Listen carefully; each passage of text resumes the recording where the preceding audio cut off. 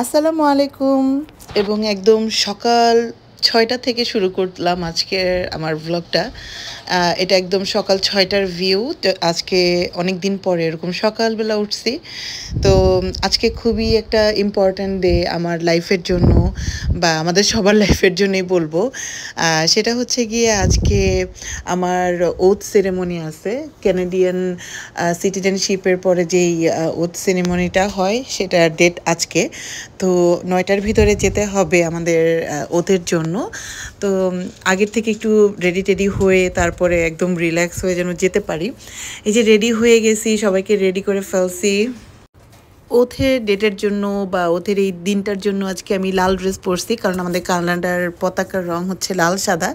তো নিজেকে একটু লাল সাদার মতন করে সাজানোর চেষ্টা করেছি। কেমন লাগতেছে অবশ্যই বলবেন।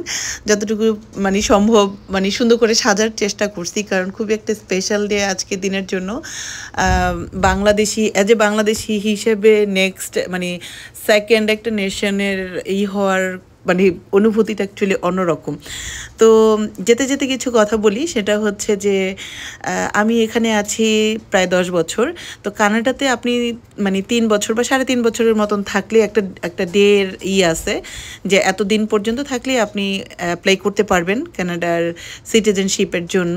তো আমার ১০ বছর কেন লাগলো সেটা নিয়ে আমি অবশ্যই একটা ভ্লগ বানাবো যেদিন আমি পাসপোর্টটা হাতে পাবো। তো আজকে বলবো না, বাট হ্যাঁ, আমি ১০ বছর পরে আজকে পরীক্ষা দিলাম। কানাডার সব ইতিহাস সব কিছু কানাডার কোনায় কোনায় কী কী আছে না আছে সব কিছু জেনে শুনে আপনাকে পরীক্ষাটা দিতে হবে। তো সেই পরীক্ষা দেওয়ার পরে পাশ করলে হচ্ছে কি আপনাকে ওদের জন্য ডাকবে।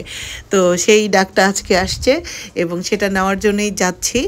আর হ্যাঁ, যেদিন পাসপোর্ট পাবো সেদিন অবশ্যই শেয়ার করব কেন আমার এতদিন লাগলো, যদি আপনারা কেউ জানতে চান। তো যাই হোক, আজকে এক মনে মনে মনে এক ধরনের ভয় আশঙ্কা কেমন যেন একটা ফিলিংস কাজ করতেছিল, আবার খুব এক্সাইটেডও ছিলাম। তো মুসার বাবা হচ্ছে গিয়ে যখন ওথ নিয়েছিল তখন আমি ওনার সাথে গেছিলাম, দেখছিলাম যে না অনেক বেশি একটা কঠিন প্রসেস কিছু না, তারপরও এই জিনিসটা একটু আমার কাছে লাগে। তো এই যে আমাদের ওথ যেই রুমে পড়াবে সেই রুমে হচ্ছে গিয়ে ওয়েট করতেছিলাম জাজের জন্য। তো আমরা যারা ওথ নিব তারা হচ্ছে গিয়ে এখানে বসছি নাম্বার দেওয়া চেয়ারে, আর পাশের চেয়ারে হচ্ছে যারা গেস্ট যাবে, একজন করে গেস্ট অ্যালাউ, তো ওনাদের বসার জায়গা রাখছে। তো যাওয়ার পরে মুসা শুরু করছে কেন আমাকে আলাদা বসাইছে সেটা নিয়ে তার খুব কান্নাকাটি। তো মুসার বাবা ওকে নিয়ে বাইরে চলে গেছিলো কারণ এখানে কোনো রকমের কোনো সাউন্ড বা ডিস্টার্বনেস হওয়া যাবে না, ওই যে তারা আলাদা করে বসছে। তো সে আসলে ওকে নিয়ে খুব বেশিক্ষণ থাকতে পারে নাই কারণ ও খুব কান্নাকাটি করতেছিল।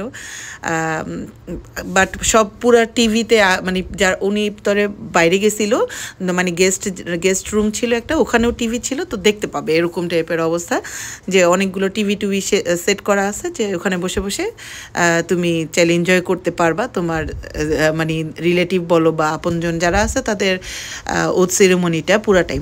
তো ওথ সেরেমনি এই যে আমরা সবাই ওয়েট করতেছিলাম জাজ আসবে, তো জাজ আসছে, তারপরে এখনও আসে নাই। তো এর আগে হচ্ছে যে প্রামাণ্য চিত্র দেখাচ্ছিল, খুব ভাল লাগতেছিল, সত্যি কথা আজকে যা যা করছি সব ভাল লাগতেছিল।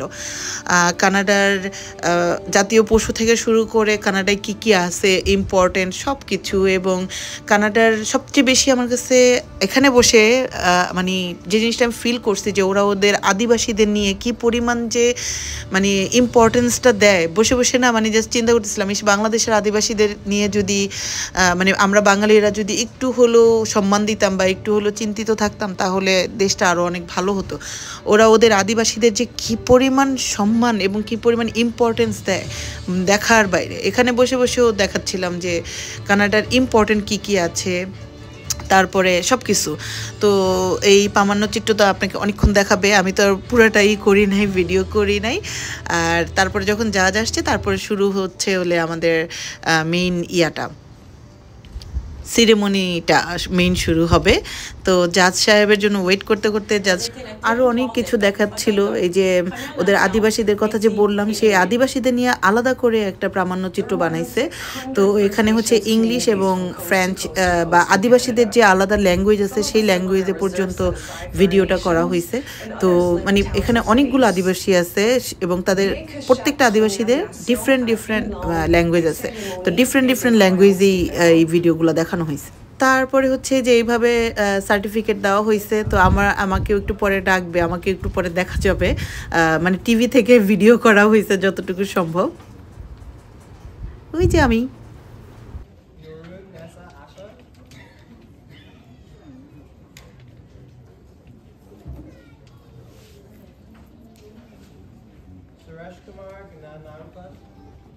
Welcome to the Canadian family.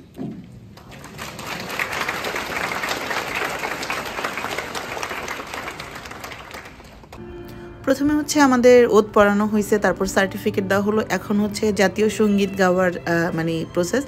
তো এটা অবশ্যই সবাইকে দাঁড়ায় সুন্দর করে গাইতে হবে।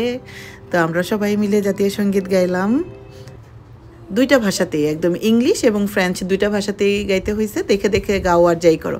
তো আলহামদুলিল্লাহ শেষ হয়েছে। তারপর একটু ফটো সেশন করছি, বাট মুসা এত কান্না করতেছিল বলার বাইরে। আজকের মতো আলহামদুলিল্লাহ দিনটা সুন্দর করে শুরু হয়েছে এবং শেষও হবে আশা করি। এখন হচ্ছে গিয়ে দেখি কোথায় যাওয়া যায়।